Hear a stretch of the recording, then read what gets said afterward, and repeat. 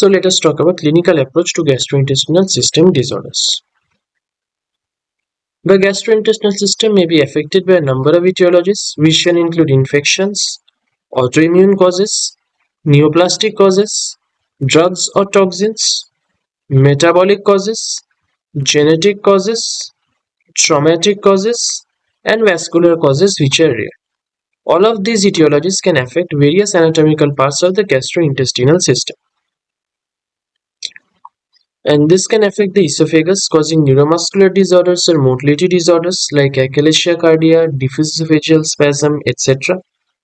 They can cause mechanical disorders like strictures, webs, esophagitis that can be infective or non-infective, and esophageal ruptures or tears. And they will manifest with dysphagia, that is difficulty in swallowing, and odynophagia, that is painful swallowing.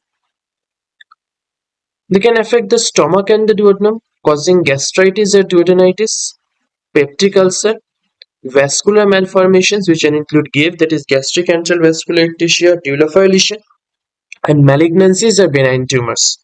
They'll manifest with heartburn, water brush, epigastric pain, postprandial fullness. They can also affect the small intestine and the large intestine, causing enterocolitis, which is most commonly infective, inflammatory bowel disease like Crohn's disease, ulcerative colitis, malabsorption syndromes, which includes celiac sprue, tropical sprue, Whipple's disease, intestinal obstruction, appendicitis, and diverticulitis. They manifest commonly with altered bowel habit, that is diarrhea or constipation, frothy stools, central abdominal pain. They can affect the hepatobiliary system, causing hepatitis, cholelithiasis or cholecystitis, choledocholithiasis or cholangitis, biliary strictures, and malignancies of benign tumors. They will manifest with jaundice, biliary colic, ascites, and or features of portal hypertension. Pancreas and can manifest as acute or chronic pancreatitis, pancreatic tumors which can be benign as well as malignant, and commonly manifest with acute epigastric pain with radiation to the back. Now talking about symptomatology of gastrointestinal system disorders, which can include cardinal symptoms and etiology-specific manifestations. Cardinal symptoms include pain in the mouth as well as abdominal pain, odynophagia, that is painful swallowing, dysphagia, that is difficulty in swallowing, abdominal distension or abdominal swelling, altered bowel habit which includes diarrhea or constipation, bleeding which manifests as hematemesis, that is blood vomiting, melena, brown tarry stools, and hematochezia, that is fresh bleeding per rectum, jaundice, and some etiology-specific manifestations. So what is the cause of the mouth pain? Look for the site, which can be mucosa of the oral cavity, gums, or teeth. If the pain is in the mucosa of the oral cavity, you need to look for the presence of an ulcer, and if it is in the gums of the teeth, you need to look for evidence of gum swelling. Ulcer in the oral mucosa may be due to an aphthous ulcer, which is the most common cause, may be due to an infection, autoimmune cause, nutritional deficiencies, or chemotherapeutic drugs. Pain in the gums or teeth may be due to infection in the teeth or the gums and is usually associated with a gum swelling. Onset. The character, is it a burning sensation or a deep-seated pain? A burning sensation in the oral mucosa is usually due to an ulcer, whereas a deep-seated pain in the gums is usually due to a gum infection or a teeth infection. And you need to ask for radiation usually to the ear or neck. Pain in gum pathologies radiate towards the ear or towards the neck. Unit drugs are associated symptoms, that is their fever, abdominal pain, bowel symptoms, hair loss, brittle nails, ulcers at angle of mouth, pus discharge, halitosis or bad breath. So if there is a fever, it suggests an underlying infection or autoimmune cause. Abdominal pain and bowel symptoms like tenesmus, rectal bleed is suggestive of autoimmune cause, that is inflammatory bowel diseases or IBD.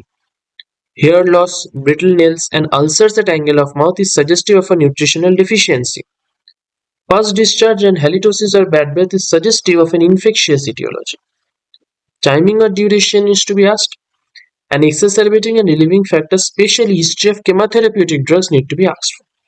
Now, assessing abdominal pain, what are the objectives? 1. You need to understand what is the structure or the organ that is responsible for the origin of the pain. and 2. The probable etiology that is affecting the involved organ. So how to approach to abdominal pain? 1. You need to understand what is the site of the abdominal pain. Is it epigastric or upper abdominal pain? It is central or periumbilical pain? Is it a suprapubic pain? Or is it a lateralized abdominal pain, which is a hypochondriac pain, a lumbar pain, or a iliac fossa pain? Epigastric pain is usually due to the foregut structures. It can be arising from the stomach, duodenum, hepatobiliary system, or the pancreas. Hepatobiliary system disorders can also cause a right hypochondriac pain. Central or periumbilical pain arises from midgut structures, that is jejunum, ileum, and appendix mainly. Ascending and descending colon can cause lumbar or iliac fossa pain, whereas suprapubic pain is caused by the hindgut structures.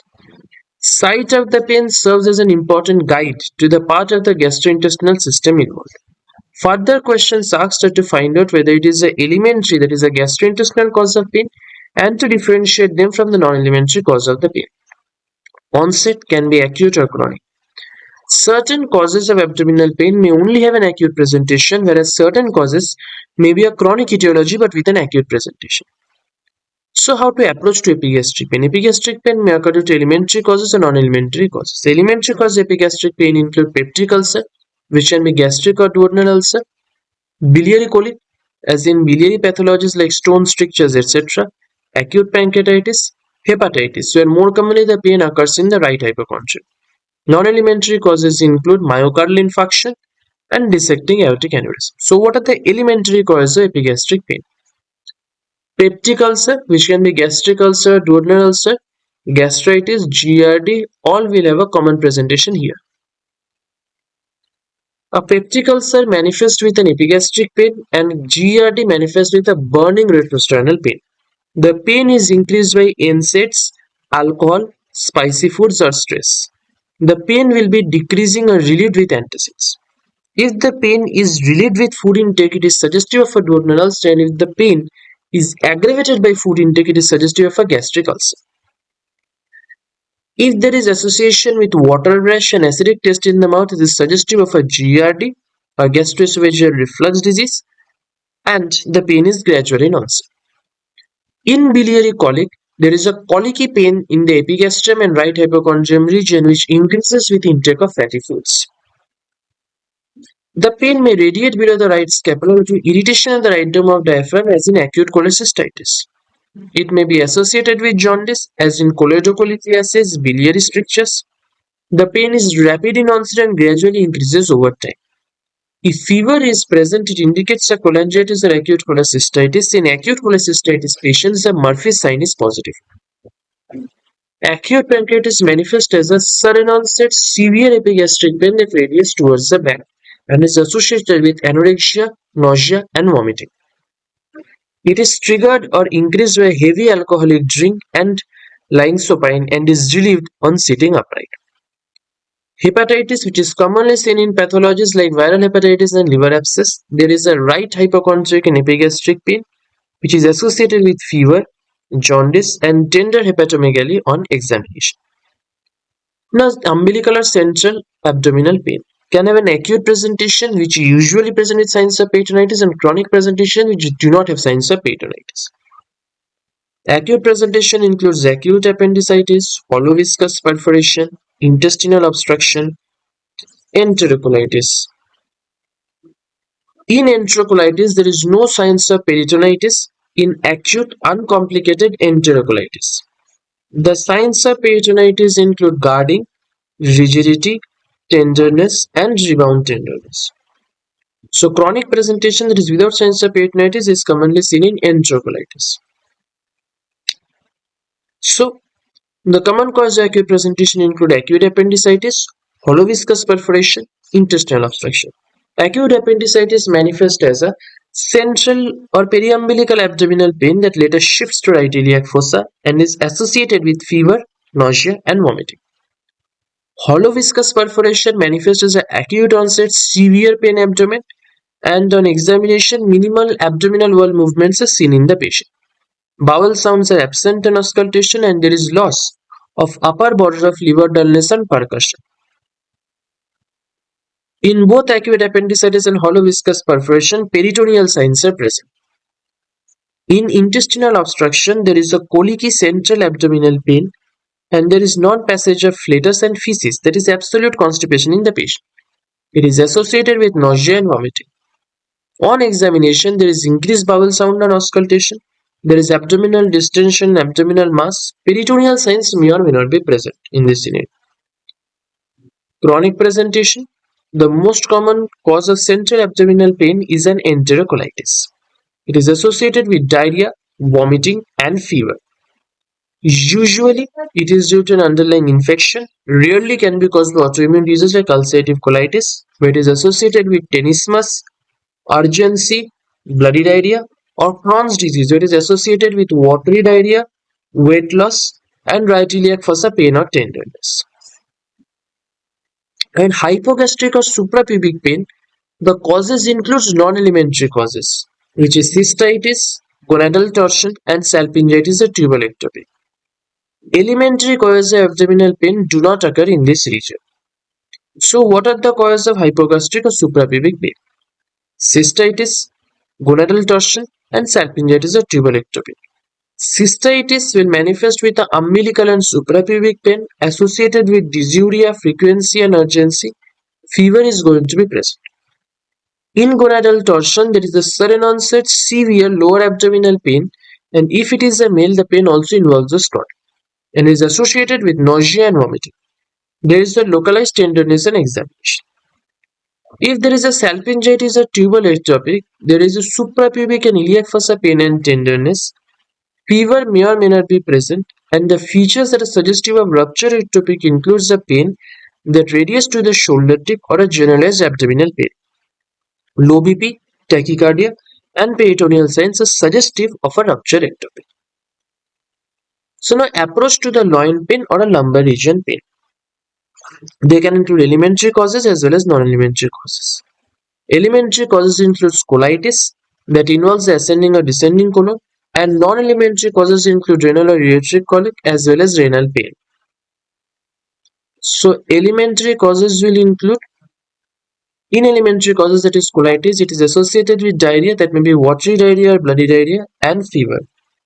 The most common cause is going to be infective, and non-infective causes will include inflammatory bowel disease like ulcerative colitis or Crohn's disease. Non-elementary causes will include renal or ureteric colic, in which case there is a renal or ureteric stone, and there can be a renal pain.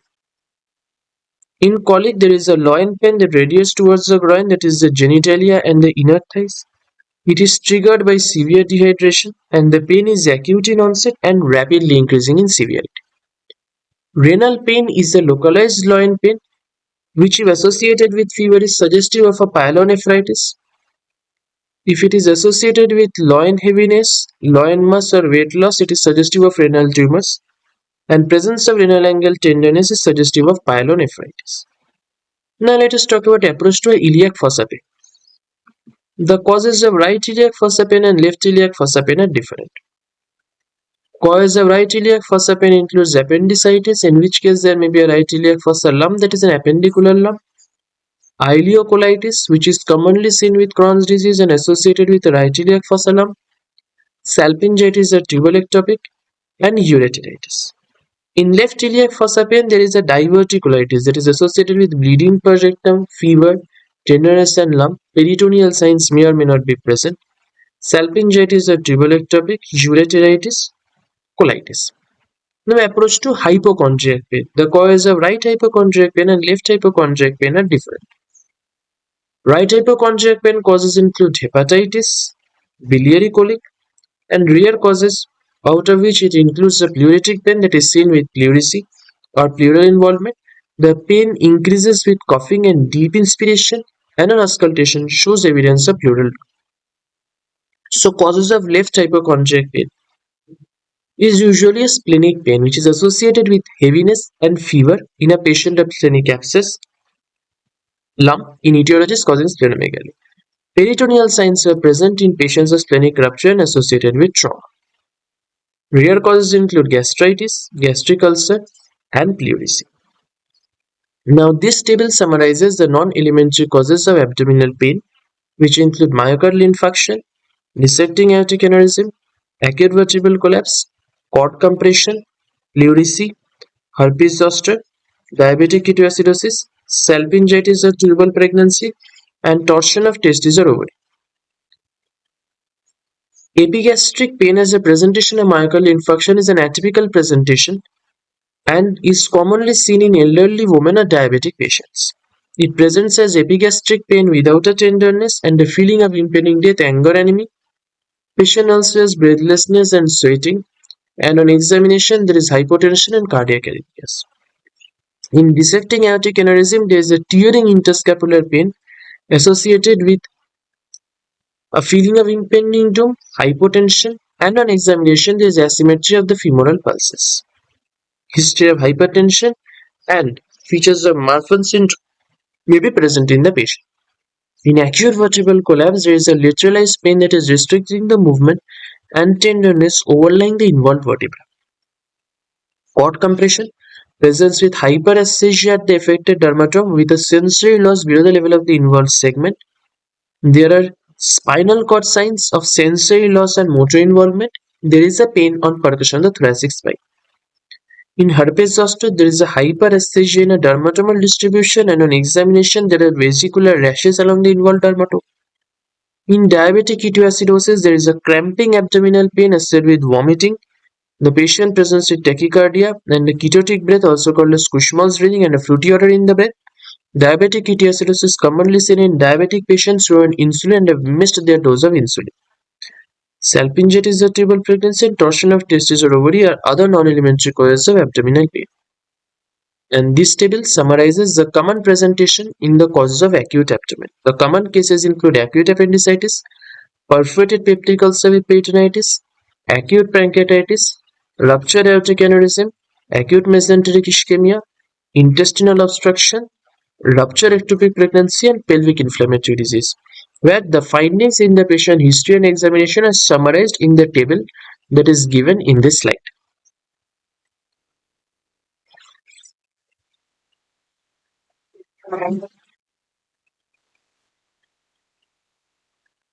So now talking about urinophagia. Urinophagia means pain on swallowing. It indicates that there is an underlying esophageal inflammation or esophagitis. The causes will include infections like CMV, candidiasis, herpes simplex, drugs that cause GERD like NSAIDs or bisphosphonates. To ask for history of HIV, prolonged steroid use, and organ transplant in the patient, this indicates an immunocompromisation in the patient. Immunocompromised patients are likely to suffer with esophageal candidiasis or herpes simplex virus esophagitis. Ask for drug history.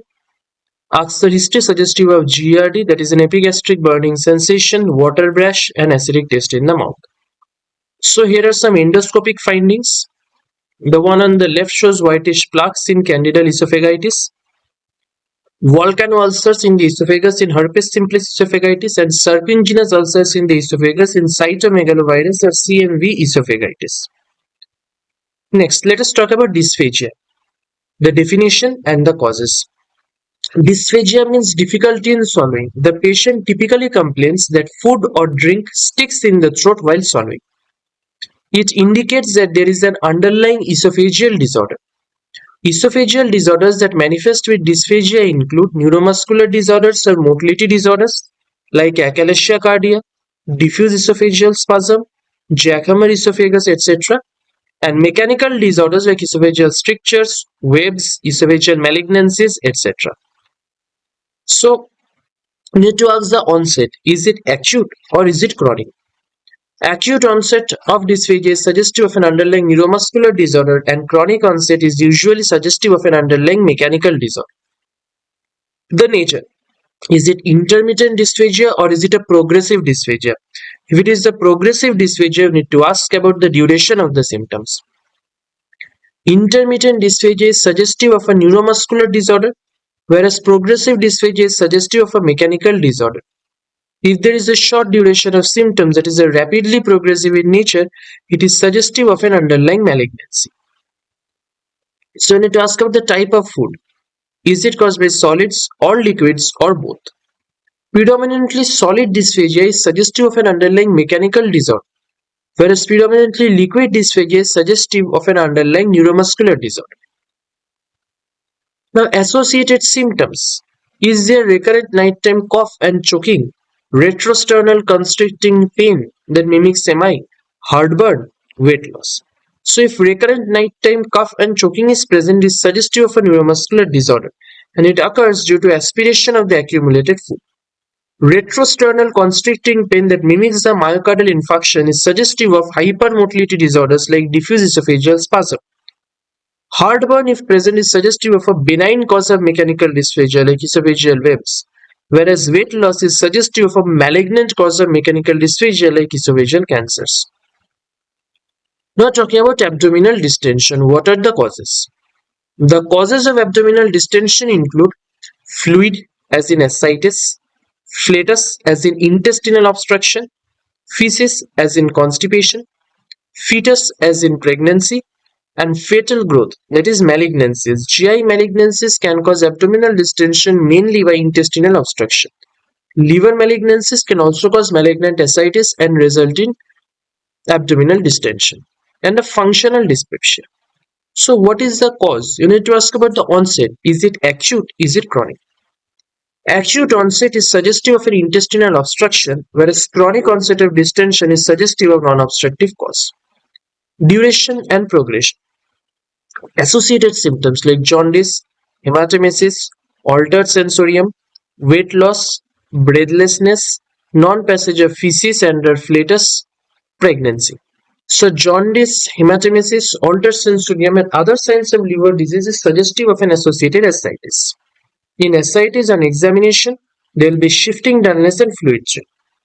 If there is significant weight loss, it is suggestive of an underlying malignancy.